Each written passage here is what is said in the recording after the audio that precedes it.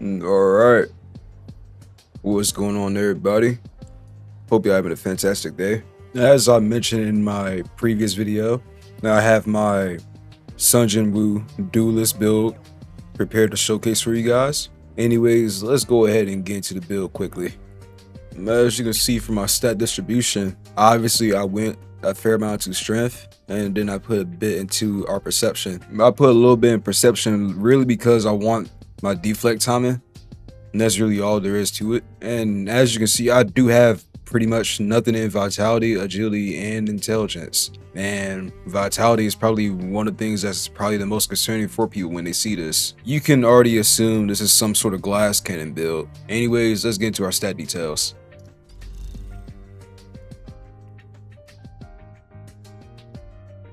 Right, stat details aside, let's go ahead and go into our skill tree next. As you can already assume, I do already have the duelist tree maxed out, as I should anyways, since this is a duelist build. I will say, for this build, Rage and Strike would be the most important to start off with, especially this right here with Counter Strike. As you can see, it goes up to 3 tiers. So the first one, you have the deflect for increasing the stagger effect, and then you get increase to your damage. And then on the third one, you get one free when you use your chain smash, which stacks up to 80 times. So if you don't have enough skill points in this section for some reason, make sure to prioritize your Rage and Strike first on the duelist tree, because this one is a lot more important than the ones on the right. Although you do have this one right here where you use your heavy deflect, I think Rage and Strike is probably the best for duelists so far, in my opinion. And then with my remaining skill points, I put 2 of them in Assassin, and I really just wanted this for Ambush, because I do find Ambush a pretty important skill. And for Elementalist, I did put 2 points in there as well for our bonus hit, because this deals with a chain smash. And as I said already in the duelist section, you already have something else right here for the chain smash. Now then, for my weapons, it's not much, but I do have a two-handed weapon pretty much maxed out, as I am using a two-handed weapon mainly. But I do also have polearm in progress. This really depends on what weapons you want to use on your duelist build. And then for physique, I went a little bit into our physique and Monarch's Awakening, since I do try to use Monarch's Awakening a little bit on this build. Obviously the one on the left for body enhancement, this has a little bit more with like defense and HP stuff, so I went on this tree first for a little bit more survivability. And then on Monarch's Awakening, I went on the Umbral Vision side of the tree, as this ties well with how fast you can get it. As you can see, the Dawn of Rule 1 that pretty much charges it at the start, and then you got one that charges it from basic skills, and you got another one that charges from your ultimate, and then charges from a QTE or quick time event.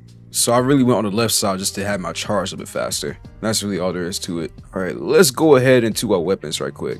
Now, as you can see here, I am using the Oryx Broadsword. I really like this sword because it can inflict a lot of stagger. Not to mention when you use this skill for the charge burst, that you do get this damage immunity effect right here. And that comes in quite handy for, well, pretty much attacking at the same time a boss does.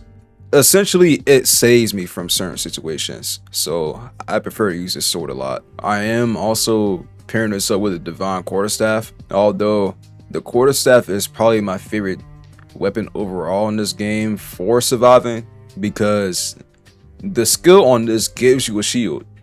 I believe it says it down here. Yeah, when he uses a skill, he gains a shield for a certain amount of time. Yeah. Now, for my Blessing Stones, I will say that you can switch out the defensive ones, so Tenacity and our HP Extraction, you could swap those out for other defensive ones. What I'm really concerned about is my melee ones. So as you can see here, I have Mana Rampage, where this is pretty much where the glass cannon part takes place. As you can see, my MP consumption is pretty drastic. You will see later on in the gameplay that the MP consumption is pretty high. And then obviously I have Pulverize, as this is quite literally tied in with the duelist skill tree as it says here, and it helps out with our stagger. We should probably get into what everybody's probably looking for, and that's my artifact setup. So let's go into that. As you can see on my left side, I am using the Dark Knight set paired with the Burning Greed gauntlets. As you can see, for a Dark Knight set, I do want a lot of additional attack and defense, but the 3 set effect is really important in this case as it ties well with our heavy attack. That heavy attack can increase our basic skill damage, so I really like the Dark Knight set on my Duelist build so far. For our Burning Greed gauntlets, this increases our stagger, so all of my other parts of my skill tree pretty much tie in well with our stagger. Now, people might be a bit concerned about this because I am using the skeleton set as well with this, and as people know, with the skeleton set, the 4 set effect you have on this is that you get this little HP drain whenever you attack, and it pretty much sets you to half HP most of the fight. It's not too much of an issue because I really just want that attack increase. My attack on this build is really important, so I don't mind losing half my HP for most of the fight. Now that we have all that out the way, let's go ahead and test this build out, shall we? Alright, let's get this started.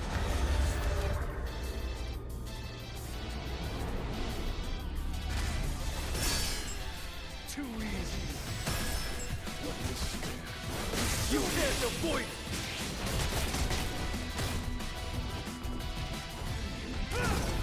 Out of the way. Release.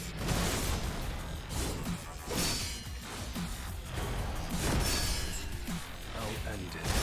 Now.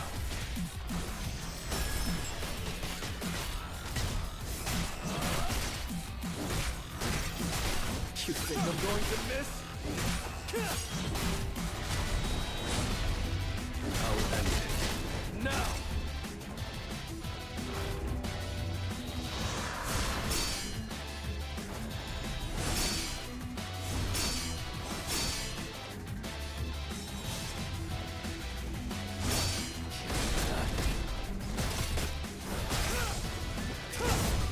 It's no use. Too easy. Release. I'll end it. Now.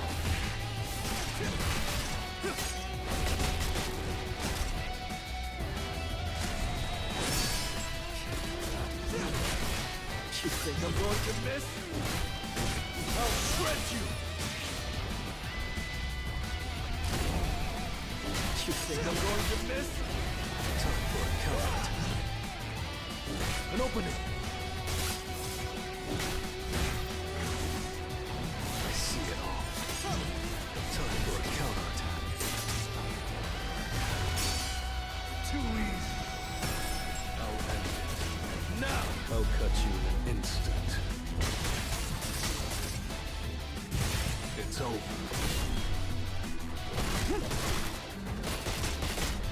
It's over. I'll end it. Now, focus. Release. Too easy. Now, disappear.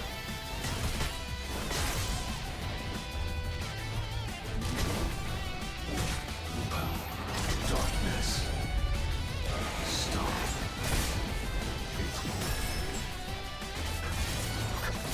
Perish.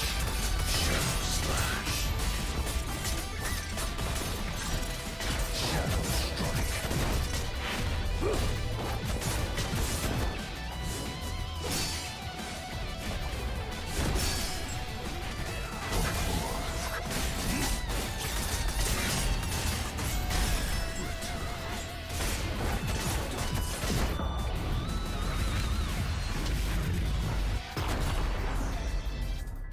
Too easy.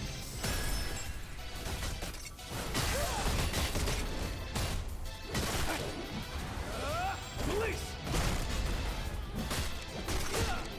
I'll end it. Now.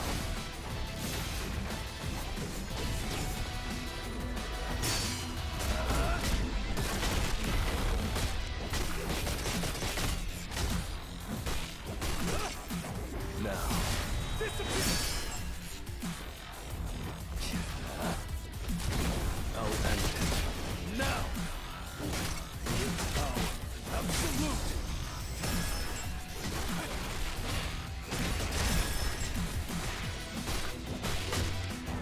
I'll end it. Now!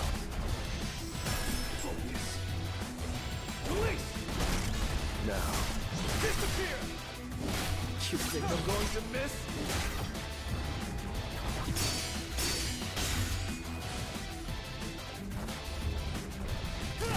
I'll cut you in an instant.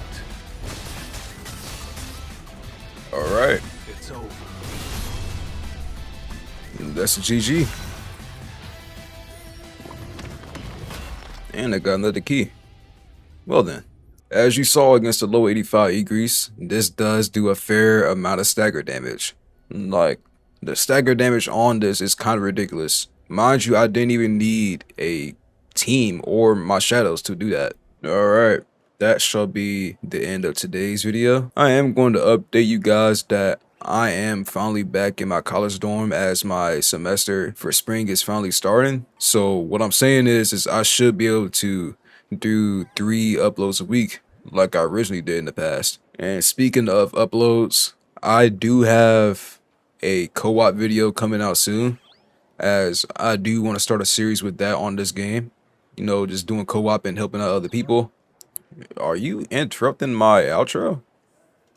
Okay, let's change places right quick. Anyways, before I was rudely interrupted, I will have some co-op stuff coming out, as compared to how co-op was in Grand Blue, if you have seen those videos on my channel, this game actually scales us down like significantly. So me being level 65 and not going to like a level 40s lobby, I am going to get scaled down pretty significantly. So that way I don't have to worry about trying to find people that's like an end game like I am. Because I am aware that there is a lot of people out there that hasn't really gotten to end game yet, which is fair. So co-op videos should be a lot easier to deal with, as I can find people a lot easier. Anyways, I'll catch y'all later.